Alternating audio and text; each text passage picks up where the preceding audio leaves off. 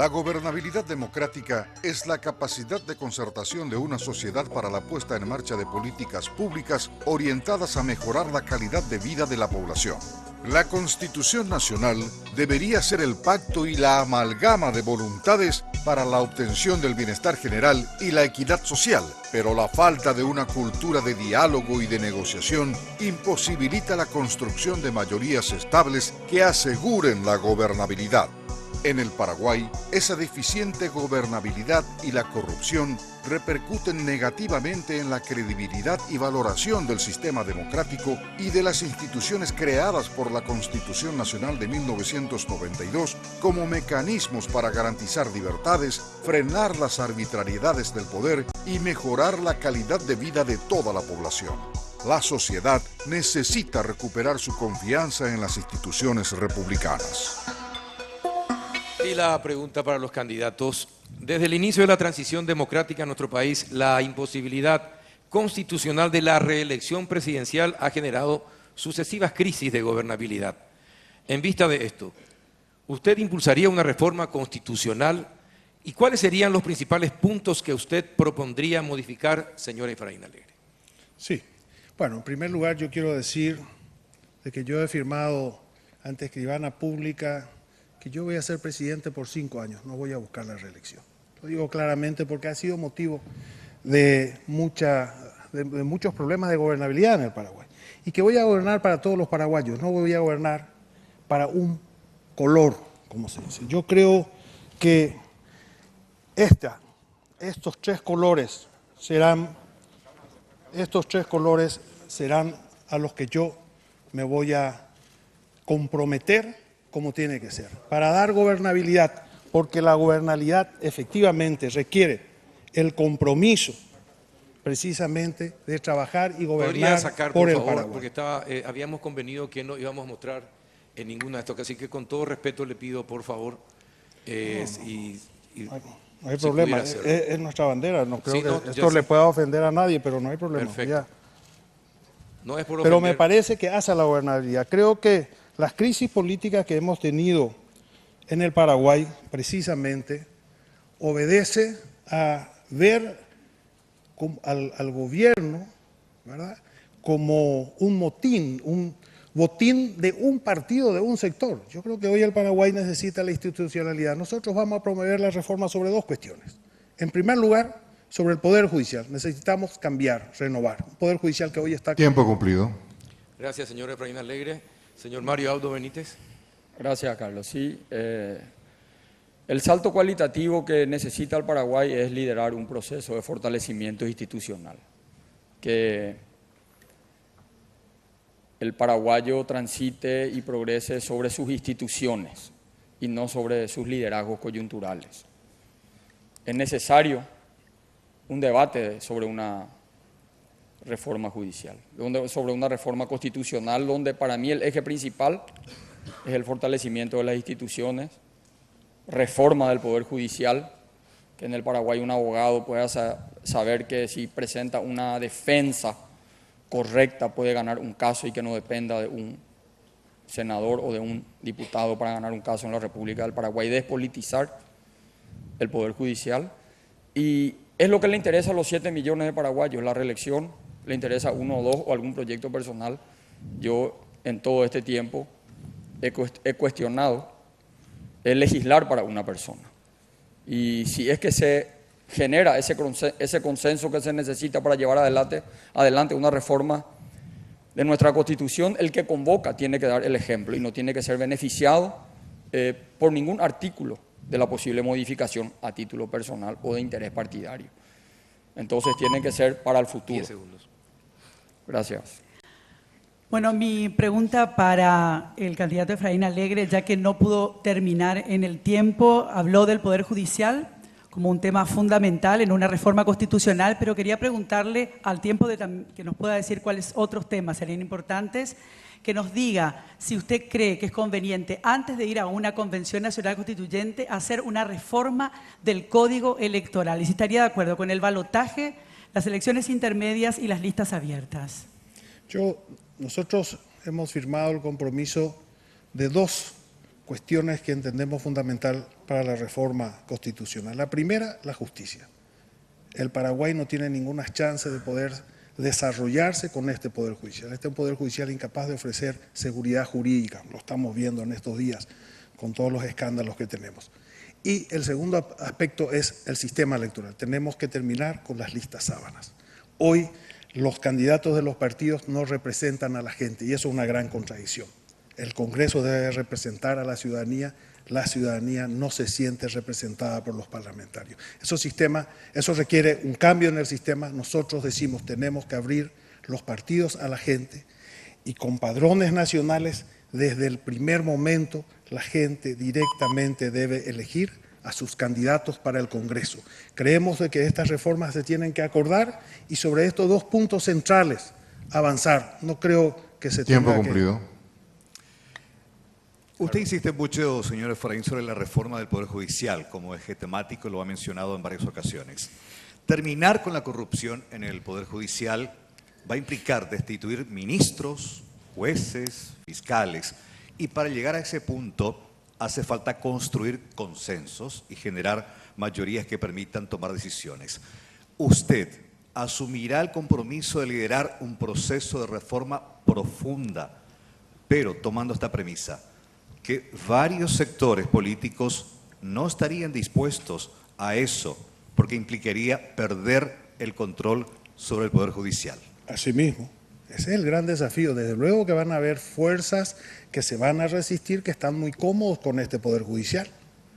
Por eso está ocultado. Esa es la comodidad de la mafia y de la corrupción. Nosotros decimos claramente que el Paraguay no tiene futuro sin una reforma judicial. Hablamos, y no solamente del punto de vista político, el punto de vista económico. Todos los economistas lo dicen con mucha claridad y con mucha firmeza. Nadie va a invertir en el Paraguay si no hay seguridad jurídica. Este gobierno invirtió mucho en promocionar el Paraguay en el exterior. No vino nadie. 3% aumentó la inversión. En la alianza, 24% fue la inversión. Entonces, ¿por qué no vienen? Porque no hay seguridad jurídica, porque estamos viendo que la Corte es capaz de modificar las disposiciones constitucionales para ponerse a disposición de Cartes y de Nicanor y de otros. No puede ser. Tenemos que, de manera urgente, trabajar sobre un país en serio, transitar sobre la institucionalidad. Tiempo cumplido. Señor Mario Abdo Benítez, ¿qué piensa usted de lo que acaba de decir el candidato Efraín Alegre? ¿Hay para usted seguridad jurídica en el país? ¿No han venido inversiones importantes al Paraguay? Y a continuación me gustaría que usted me diga, vamos a tener seguramente mucho voto cruzado en estas próximas elecciones del 22. ¿Cómo piensa gobernar con un Congreso donde no van a haber mayorías establecidas desde el vamos? Considero que uno de los impedimentos para el mayor desarrollo de nuestro país es la falta de credibilidad del Poder Judicial, definitivamente. Por eso es uno de nuestros ejes de campaña, de propuestas, desde hace mucho tiempo. Y yo estoy comprometido y recibí un mandato de liderar un proceso de reforma estructural del Poder Judicial y de reforma y de cambio de hombres, porque de nada sirve una reforma estructural con hombres moralmente dañados. Y yo soy fruto de las listas abiertas, y yo apoyé y presenté un proyecto en el Senado de la Nación para la apertura de listas en las internas. Yo creo que la posibilidad de listas abiertas va a elevar la representatividad en el Congreso de la Nación. Sobre el tema del Congreso, acaba de mencionar justamente de qué manera podría constituirse el próximo Parlamento Nacional. Y con nuestro actual diseño constitucional, el proceso de aprobación del presupuesto general de la Nación otorga muchas atribuciones al Congreso Nacional. Esto para modificar ingresos, gastos, basados principalmente en los intereses políticos clientelares. ¿Qué cambios usted realizaría en dicho proceso para darle racionalidad? ¿Abordaría este como uno de los eventuales temas de la reforma constitucional, señor Mario Abdo? Sería parte del debate definitivamente. Ahora, yo tengo una experiencia buena, tengo que decir, ¿verdad? Los años que estuve en el Senado de la Nación independientemente a las luchas políticas, se ha podido construir conciencia legislativa. Cuando fui presidente del Congreso, promulgamos el proyecto de presupuesto más equilibrado de los últimos, creo que 10 o 12 años. Creo en la capacidad de generar consensos, porque viví y la clase política, yo siento que hay condiciones para generar los grandes consensos para hacer la transformación que necesita nuestro país. Y claro que uno de los debates tiene que ser los límites que le ponemos al estudio del presupuesto o no al Congreso de la Nación, ¿verdad? Tiene que ser parte del debate. La segunda pregunta. En los últimos 12 años, los ingresos tributarios crecieron de 570 a 4.000 millones de dólares aproximadamente. Gran parte de estos recursos fueron destinados a contratar y a pagar más salarios a funcionarios públicos. En vista de esto, ¿qué reformas implementaría para contener este incremento de gastos? ¿Cómo daría mayor impulso al proceso de reforma de la función pública para consolidar la meritocracia y la carrera del funcionariado público? Su respuesta, señor Efraín Alegre. Sí, es así. Creo, en primer lugar, tenemos que terminar precisamente con la visión de del botín de la función pública. Entonces, convocamos a los operadores políticos a la función pública. Tenemos que pensar en la carrera real del funcionario público. Y eso significa hacer concursos en serio, no concursos para tratar de justificar, pero que sabemos que auténticamente no existen condiciones de transparencia en estos concursos. Finalmente se designan a los mismos de siempre, con el mismo criterio, con el clientelismo, con la recomendación. Nosotros creemos en la meritocracia, creemos que tenemos que trabajar en la visión del servidor público, tenemos que trabajar en establecer condiciones de igualdad entre los funcionarios públicos, por eso creo que tenemos que hacer una matriz salarial que iguale a todos, no un grupo de privilegiados en perjuicio de la gran mayoría, y creo de que tenemos que tomar la visión del sector privado en el sentido del funcionario público comprometido con el resultado, no solamente un asalariado, sino el funcionario público cuya actuación y cuya gestión esté comprometido con el resultado de su trabajo. Gracias, señor Alegre. Señor Audo Benítez. Sí, primero, Carlos, reitero el concepto inicial. Un funcionario público que cobra un sueldo y no trabaja, tenemos la obligación moral de luchar contra esos vicios en la administración pública. Un funcionario público que cobra un salario y no produce, un funcionario público que no cumple una función, y ahora también tenemos que analizar de quiénes son culpables de que hayan funcionarios públicos y que no cumplan una función de realmente generar y producir para el pueblo paraguayo. Yo creo que Uruguay tiene de su población económicamente activa 17% en el Estado paraguayo. Paraguay tiene 11%, es el país con menor población de su población económicamente activa en el Estado paraguayo. Que podemos mejorar y hacer una reingeniería, tenemos que hacer una reingeniería, pero no podemos satanizar por 2, 3 planilleros o por algunas inequidades salariales a todo el funcionariado público. Y claro que tenemos que solamente asumir un costo en la administración pública si ese costo es necesario, o esa inversión, ese costo tiene que ser una inversión para que ingrese a la función pública. No puede ser un simple costo, tiene que ser una inversión y se tiene que evaluar institución por institución, y solamente los recursos necesarios para producir tienen que ingresar a la función pública. Gracias, Menchi. Bueno, la primera pregunta para el candidato Efraín Alegre tiene que ver con justamente esa inequidad que se da entre el sector público y el sector privado, en donde el 70% de la población paraguaya que ni siquiera gana el salario mínimo, no tiene seguro social y no se va a jubilar, está financiando, por ejemplo, estos seguros médicos VIP y seguros odontológicos VIP para funcionarios y autoridades. ¿De qué forma usted piensa acabar con estos privilegios absurdos que se dan en el Estado paraguayo? Bueno, yo creo que tenemos que poner orden en todo el sector público. Por eso decía, en primer lugar, terminar con el concepto de que la función pública es un botín de guerra. Y le voy a poner un ejemplo claro. Ayer fueron echados de la función pública 5 ciudadanos por salir en una foto en la alianza, por adherir a la alianza. Esa es la visión del funcionario público, del funcionariado público que nos ofrece este modelo de 70 años. Entonces, claro que sí, tenemos que en primer lugar trabajar intensamente en generar condiciones realmente de concurso para que todos puedan incorporarse conforme a méritos, terminar con los privilegios escandalosos que existen en el sector público, en el Congreso. Ni hablemos lo que pasa en Itaipú, en Yacinetá, verdaderos escándalos de corrupción y de privilegios que ofenden a toda la población. Estamos hablando, o se refería a los funcionarios públicos actuales. La siguiente pregunta gira en torno a los que vendrán.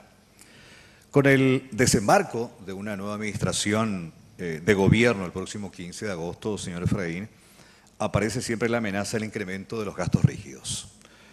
Aquí aparece este círculo vicioso. Los altos funcionarios públicos, ministros, secretarios de Estado, directores de entes y oficinas gubernamentales deben pagar sus deudas políticas con sus partidarios, amigos, familiares, de esta manera justificarse también políticamente. ¿Cómo hará para que la próxima administración no siga engrosando con más funcionarios públicos el de por sí paquidérmico Estado, señor Efraín? Pero como ya lo hicimos, yo fui ministro de Obras Públicas y me retiré con menos cantidad de funcionarios públicos que cuando ingresé. Controlamos perfectamente con ingresos de personas necesarias realmente porque son técnicos. En la función pública hay mucha gente muy capaz. No podemos cometer la injusticia de creer que el funcionario público, que en la función pública no existen capaces, hay personas muy capaces. Yo he trabajado con funcionarios y hemos hecho un trabajo extraordinario en obras públicas, pertenecientes al Partido Colorado, y trabajamos muy bien, con mucho éxito. He tenido viceministros del Partido Colorado. Yo voy a trabajar con los colorados y no tengo ninguna vergüenza de decirlo. En mi gobierno van a haber ministros colorados. Nosotros no vamos a perseguir a nadie. Entonces, tenemos que darle institucionalidad y seriedad al trabajo con la función pública. Y ahí hay todo un trabajo que hacer en materia de retiros voluntarios. Tiempo cumplido. Quiero reiterar en realidad la pregunta porque me pareció escuchar que decía el candidato Mario Abdo Benítez 2 o 3 planilleros. Creo que se quedó un poquito corto con el número de planilleros que tenemos en el Estado paraguayo y me parece que tenemos que partir de una honestidad intelectual si queremos realmente cambiar las cosas drásticamente en Paraguay. Con este modelo que venimos repitiendo desde hace tantos años, no hemos obtenido los resultados que necesitamos. Mejor calidad de vida para nuestra gente. Todavía el nivel de pobreza en Paraguay es alto y tenemos que decir que somos pobres porque tenemos un pobre sistema de salud y de educación. Entonces le reitero, don Mario Abdo Benítez, ¿cómo piensa hacer para cortar estos privilegios apenas usted sea presidente de la República? Menchi, para tener señales claras. Claro, señal clara ya la he dado. Nosotros, cuando tuve la única oportunidad de mi vida de ser administrador de gastos de un poder del Estado, tumbé una cultura del planillerismo en el Senado de la Nación. Yo no quiero decir lo que voy a hacer, lo que ya hice. Y me enfrenté con muchos colegas, inclusive míos, porque es un deber moral de todo administrador público cuidar lo que no es de uno y cuidar más lo que no es de uno. Y si hay alguien que está cobrando y que no trabaja, es un deber moral luchar contra ese flagelo. Y lo vamos a seguir haciendo, así como lo hice como administrador del Congreso Nacional, lo voy a hacer como presidente de la República. Quiero insistir sobre este tema acerca del Estado, que lamentablemente se caracteriza por la abultada nómina de funcionarios que elevan obviamente el ratio de gastos rígidos. Pero ¿qué pasa con lo que el gobierno destina al año en gastos prescindibles? Y esto rescatando un poco también la pregunta de la compañera Menchi. Desde el 2010, hay estadísticas al respecto, el gobierno nacional ha destinado más de 1.500 millones de dólares en gastos que pudieron ser evitados o por lo menos reducidos al mínimo. Estamos hablando de los seguros VIP, estamos hablando de los combustibles, consultorías, servicio ceremonial gastronómico. ¿Qué reforma implementaría para contener también este incremento, señor Mario Abdo? De presentar los presupuestos de manera razonable. Yo creo que de todas maneras, Carlos, no podemos nosotros ir en contra de o no reconocer la manera de que se viene legislando en los últimos años, ¿verdad? Y construyendo el presupuesto general de gastos de la Nación, con una importante reducción. A propuestas por un lado, hay veces del Ejecutivo, otras veces de algunos integrantes del Senado, de diputados, pero hoy hay una conciencia sobre la necesidad de construir presupuestos absolutamente austeros. Y depende mucho del liderazgo nacional, ¿verdad? Nosotros creemos que se tiene que construir presupuestos austeros para poder justamente ampliar la brecha entre los gastos rígidos y la inversión pública. Y vamos a continuar profundizando la construcción de presupuestos austeros. Gracias.